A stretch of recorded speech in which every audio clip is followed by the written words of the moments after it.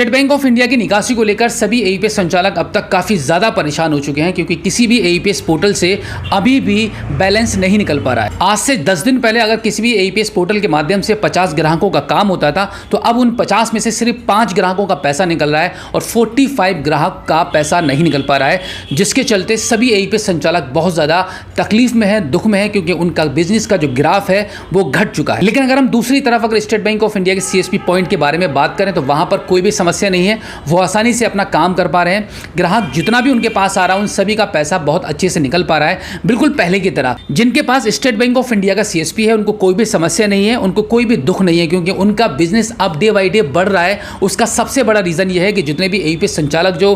Balance निकासी का काम करते हैं, उनके यहां पर स्टेट बैंक ऑफ इंडिया का काम नहीं हो पा रहा है, तो वो ग्राहक जो पैसा उधर निकालते थे वो अब जाकर स्टेट बैंक ऑफ इंडिया के सीएसपी पॉइंट पर निकालते हैं। तो ये एक बहुत बड़ी समस्या बनी हुई है सभी एईपीएस संचालकों के बीच में कि अब वो इस बात को सोचने पर मजबूर है, क्या उनको अब स्टेट बैंक ऑफ इंडिया का सीएसपी लेना पड़ेगा। अगर स्टेट बैंक ऑफ इंडिया का सीएसपी लेना पड़ता है उनको अपना बिजनेस बचाने के लिए, तो क्या उनको एसबीआई सीएसपी मिल पाएगा? अगर मिल जाता है तो उनको क्या बेनिफिट होगा? तो आज की इस वीडियो में हम आपके इसी सवाल पर बात करने वाले हैं कि अगर आप स्टेट बैंक ऑफ इंडिया का सीएसपी लेते भी हैं तो आप एक महीने में कितना कमा पाएंगे, और आपके पास सीएसपी लेने के बाद क्या क्या सोर्स ऑफ इनकम होंगे, कैसे कैसे आप स्टेट बैंक ऑफ इंडिया के सीएसपी के माध्यम से आप इनकम कर पाएंगे, पैसे कमा पाएंगे। क्योंकि जब आप एक प्राइवेट पोर्टल को चला रहे होते हैं तो उसके मालिक आप खुद होते हैं, आप पर कोई मॉनिटरिंग नहीं कर रहा होता है। आप अपने हिसाब से कस्टमर से पैसे लेते हैं, आप अपने हिसाब से बिजनेस करते हैं, आप अपने हिसाब से अपनी अकॉर्डिंग, अपनी टाइमिंग के अकॉर्डिंग आप अपनी शॉप को ओपन करते हैं, क्लोज करते हैं, क्योंकि यहां पर आपको ना तो कोई कहने वाला है, ना ही आपसे कुछ सुनने वाला है। तो यहां पर मैं आपको बता दूं कि जब स्टेट बैंक ऑफ इंडिया के सीएसपी लेने की बात आती है,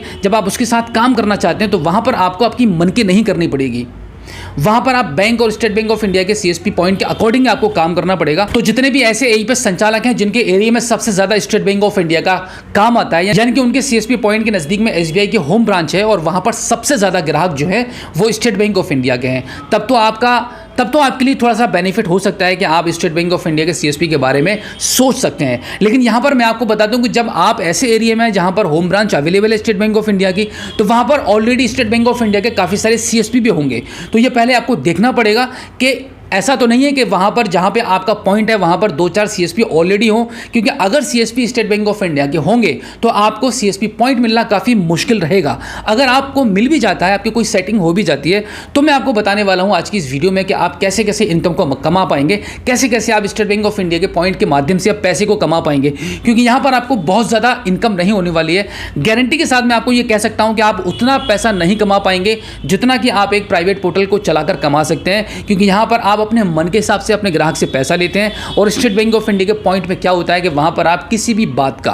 किसी भी काम का आप डायरेक्टली कस्टमर से कोई भी पैसा नहीं ले सकते हैं, क्योंकि आपको जो भी आप एक्टिविटी करते हैं, जो भी आप अपने स्टेट बैंक ऑफ इंडिया के सीएसपी पोर्टल के माध्यम से जो भी आप काम करते हैं, उसके काम करने का आपको कमीशन मिलता है बैंक की तरफ से। उसी कमीशन पर आपको निर्भर रहना पड़ेगा। मैं ये बिल्कुल भी नहीं कहूंगा कि कमीशन जो मिलता है उसमें आपका काम नहीं चलेगा। अगर आप अच्छे से काम करेंगे, अपना टारगेट पूरा करेंगे, आप एक स्केल पर काम करेंगे, तो डेफिनेटली आप उतना अच्छा पैसा कमा पाएंगे जितना कि आज आप कमा पा रहे हैं। यहां पर मैं एक छोटा सा कंपेयर करके आपको बताने वाला हूं कि जब आप एक अभी जो मौजूदा काम कर रहे हैं किसी भी कंपनी का, आप एक एईपीएस पोर्टल चला रहे हैं, उस पर आप जो भी इनकम आप कर पा रहे हैं उसके मुकाबले में स्टेट बैंक ऑफ इंडिया के सीएसपी पर आप फिलहाल में कितनी इनकम कर पाएंगे। क्योंकि अगर आपको पॉइंट मिल भी जाता है तो आपके एक नया पॉइंट होगा, आपके पास अकाउंट के नाम पर जीरो होगा, क्योंकि आप जब मेहनत करेंगे, काम करेंगे, धीरे धीरे आपके पास अकाउंट्स ओपन होंगे। एक नया पॉइंट लेने पर आपके पास अकाउंट तो होंगे नहीं ना, क्योंकि अकाउंट जो होता है उसका भी एक सबसे बड़ा खेल है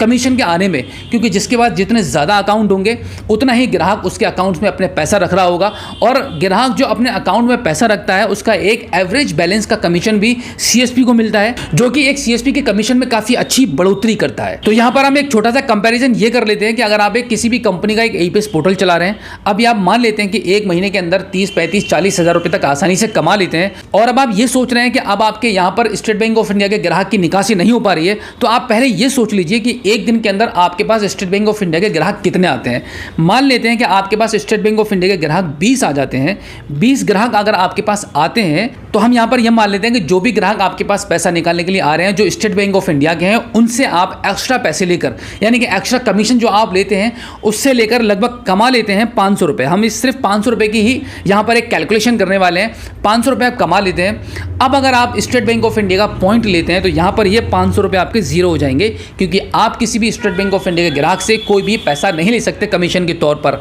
क्योंकि आप पर मॉनिटरिंग होती है, कंपनी भी आप पर सख्ती करेगी और बैंक को अगर पता चलता है तो आपका पॉइंट भी आपसे छीना जा सकता है। तो आपको इस चीज़ से टोटली बचना होगा। साथ ही साथ में एक जानकारी मैं आपको ये भी दे दूं कि यहाँ पर सिर्फ बात स्टेट बैंक ऑफ इंडिया के ग्राहक की नहीं हो रही है। अगर आपका स्टेट बैंक ऑफ इंडिया का CSP पॉइंट है तो वहाँ पर आप जो भी ग्राहक आपके पास आएगा, किसी भी बैंक का आपके पास आधार और ATM के माध्यम से पैसा निकालने के लिए आएगा, तो वहाँ पर आप किसी भी बैंक के ग्राहक से भी पैसा कोई भी नहीं ले सकते हैं। तो यहाँ पर ओवरऑल मैं आपको बता दूं कि एक्स्ट्रा कमीशन के नाम पर स्टेट बैंक ऑफ इंडिया का पॉइंट लेने पर जो आपकी इनकम हो रही है वो हो रही है हर कीमत पर बिल्कुल जीरो। तो यहाँ पर आपको कुछ भी इनकम नहीं होने वाली है एक्स्ट्रा, क्योंकि अगर आप कभी भी भविष्य में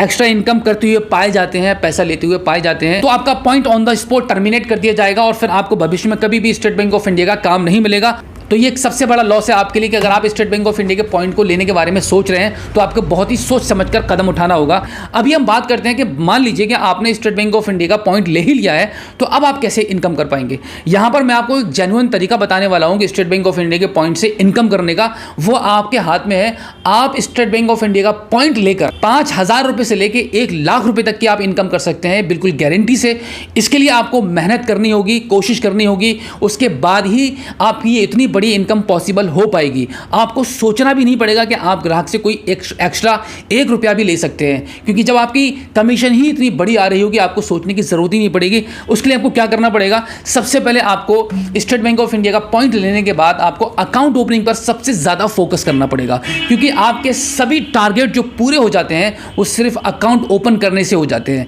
अगर आपको लगता है कि आपके आसपास में अकाउंट ओपन करने की बहुत ज्यादा जरूरत है, आपके पास स्टेट बैंक ऑफ इंडिया के ग्राहक बहुत ज्यादा आते हैं, SBI CSP पॉइंट लेने के बाद बिल्कुल कम समय में ज़्यादा से ज़्यादा अकाउंट ओपन कर सकते हैं, तो सबसे बड़ा बेनिफिट ये होगा, जैसे कि मैंने आपको शुरू में बताया, जब आपके पास ज़्यादा अकाउंट ओपन हो जाते हैं तो कस्टमर अपने खाते में जो बैलेंस रखता है उसका एवरेज बैलेंस का कमीशन एक CSP को मिलता है। और साथ ही साथ में जब आप कोई नया अकाउंट ओपन करेंगे तो उसमें आप पैसा भी डिपॉजिट करेंगे, और जो इंश्योरेंस होते हैं APY और PMSBY, PMJJBY, ये जो इनके आप जो कस्टमर की जो इंश्योरेंस करेंगे उनसे भी आपको कमीशन, एक अच्छी कमीशन मिलती है। तो एक महीने के अंदर आप मैक्सिमम अगर 50-100 अकाउंट पर मंथ अगर ओपन करते हैं, आपके पास इतना टैलेंट है, आपके पास इतने गट्स हैं कि आप पब्लिक को कन्विंस करके डोर टू डोर जाकर, गांव-गांव जाकर आप कैंप लगाकर किसी भी कंडीशन से, किसी भी पोजीशन से आप अकाउंट को ओपन कर सकते हैं कम समय में। तो हो सकता है कि 6 महीने के अंदर आप 25-30 हज़ार रुपए की इनकम पर पहुंच सकते हैं कमीशन पर। मैं यहां पर सिर्फ कमीशन की बात कर रहा हूं। SBI CSP पॉइंट से जो इनकम करने के जो सोर्स हैं